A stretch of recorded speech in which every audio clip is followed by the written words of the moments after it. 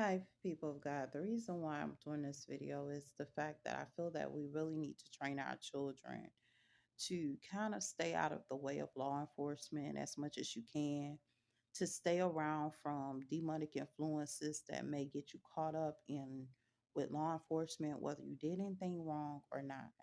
This is part of the reason why, as children and people of God, we don't go to the clubs because there's always problems lurking at that club. There's a lot of demonic activity, a lot of ungodly activity.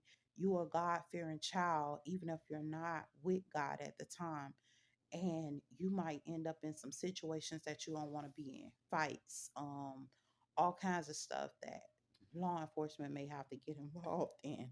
Some of us are at our homes, and I can tell you, like, when demonic attack and you're going through domestic violence situations, law enforcement shows up at the home. And sometimes the decisions that are made by law enforcement may not always be fair. It may not always be accurate. It may not always be proper judgment. So, knowing this, I tell people all the time, stay out of the way of law enforcement. Why? Because once you get on the radar for getting in trouble, once you get locked up or whatever the case may be, you're constantly targeted by law enforcement after a while. Like that first lock up, and then it's like it just seems like okay, every little thing I'm getting locked up for, law enforcement putting handcuffs on me, something going on and stuff. And some of this stuff don't even be your fault, but you find yourself in those type of situations. So to kind of play it on the safe side, stay play safe. Try to stay out of the way in law enforcement. Working home. You know what I'm saying? That's a lot of times how I live my life before anything happened in my life that kind of corrupted my life and made problems for me. And definitely now after. I don't even date. Why don't I date? I'm gonna tell you something.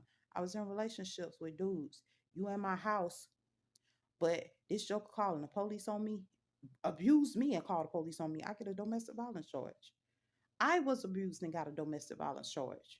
They didn't lock him up. They locked me up, turned around and put me in a bad situation. So therefore, I don't let dudes in my house. I don't let women in my house. I don't let nobody in my house, period.